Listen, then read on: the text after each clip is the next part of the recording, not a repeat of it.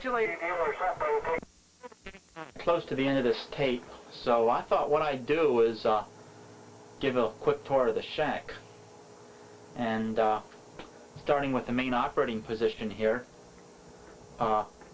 we've got an old Model 15 teletype that we've got that still works very nicely, that we use with this demodulator here. This demodulator, incidentally, is a home brew.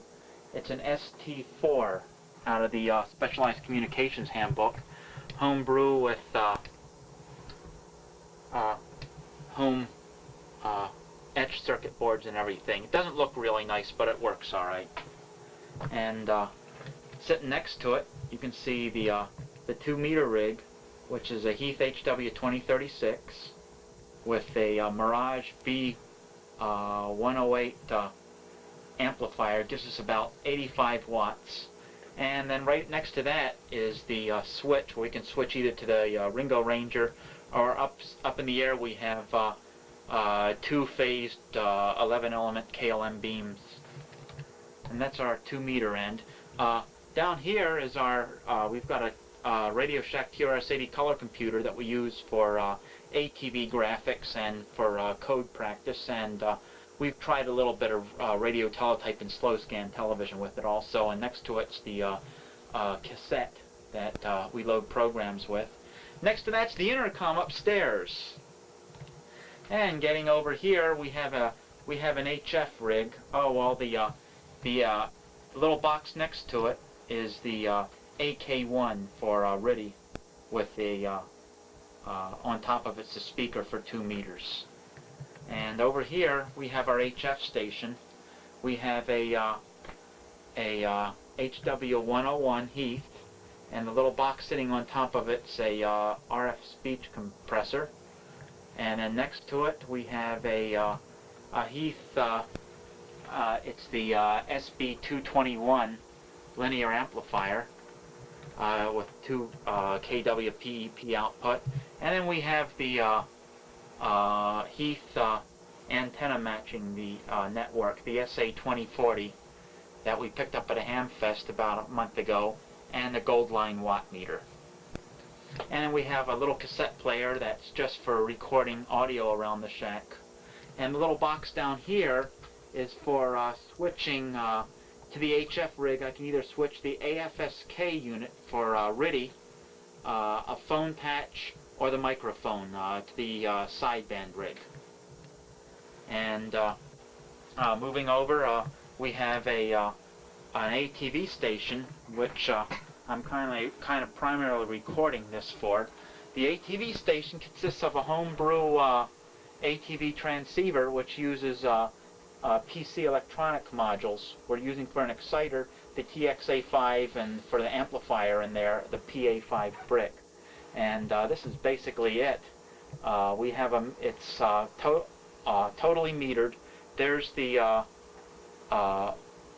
supply voltage in there. It's running about 13.8 volts, and the power switch and the associated power pilot lights that monitor parameters in the power supply itself. The little counter there you see is for the down converter, to tune the down converter. There's a little switch on the bottom next to the lit pilot light where I can either select the vernier position of the down converter, which is controlled by that little counter, which is, selectable, or else I can go to a fixed position that I have tuned to the ATV repeater down in York. And then right here you see the black knob. It's a bias knob. It controls the bias on the amplifier, the brick amplifier. And then I have a video gain control, an audio gain control, and then I have a little toggle switch that allows me to select the antenna, either going to the down converter or to a jack in the back, which I have a scanner hooked up to for center carrier FM. And then you can see here I've got metering for the TXA5 exciter, and I have a metering for the PA5 amplifier, and measures the exciter in milliamperes. The PA5 is in amperes, and then the transmit switch and microphone jack and things like that. There's the microphone for the audio for the ATV setup. Now I'm using this VCR right here with its associated power supply. I use that for a camera on ATV. I'm also actually using that VCR is what's making this recording right now. And there's the scanner I was mentioning. I have that set on 439.25 megahertz, and that's what we receive center carrier FM on. This little green box here, hopefully it's green, the lighting in here isn't too good, is what we switch our main shack lighting with, and this will probably get much brighter in here. There's our main shack lighting it's on now. We probably even have a nicer picture because we have more light. And I can switch lighting on and off. I can switch part of my video switching goes through here, and I can switch a monitor to a monitor mode or an RF mode from here.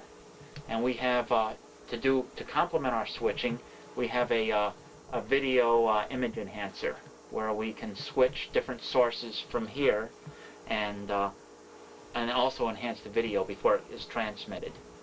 And here's our antenna. Let's see if I can get that in a little bit clearer. There's our antenna rotor, and this here I just finished building. It's a AGC meter for the scanner, and it's very sensitive. Let me turn this off. I don't think we need all that light. It's an AGC meter for the scanner. Makes a nice sensitive signal detection meter. Okay, here is there's another camera, a second camera, a black and white camera that we use on ATV occasionally, a foam patch that we use on HF, and a little oscilloscope we picked up for monitoring the waveforms on ATV. Okay, up here is are our monitors for ATV. You can see on this monitor, it's really just a video monitor, and what we use this for is just to compose the picture before we send it out. These two sets. This is a monitor that we use to actually receive our picture off the air on. That's where all the received signals come in, and you can see on top of it's a little AGC meter that's hooked to the TV set, so we can get an idea of the signal strength for receiving. And here is a monitor that it uses a local down converter, which you see here, and just allows us to see our signal as it's being transmitted. And over here is our big amplifier. This is a old AM 1171 UHF amplifier, once used by the Signal Corps, and it gives us about close to 100 watts out with 10 watts in. And that's the amplifier right there itself. Here is a little metering device we built that just samples the RF and gives us a relative indication of the power output. And down here is the power supply for that amplifier. And that also is it's fully metered. The plate and the screen currents are metered. And down here on the bottom, that big black box you see, that holds the filter capacitor for the power supply. It's a 5,000 volt capacitor, or about 30 microfarads. It just shows you how much I've forgotten my basic math. And that gives us about 100 watts output on ATV for 10 watts going in. Now, the way we have these two monitors set up, if I go to the transmit mode, this becomes a video monitor.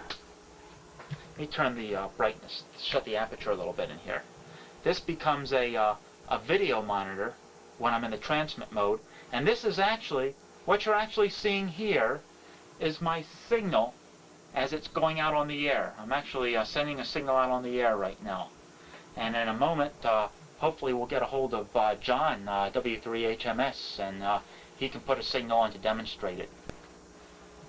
Over here, let's go back over this way a little bit first and put a little more light on the subject here. Over here, we have our workbench where we have our we do all our testing and everything.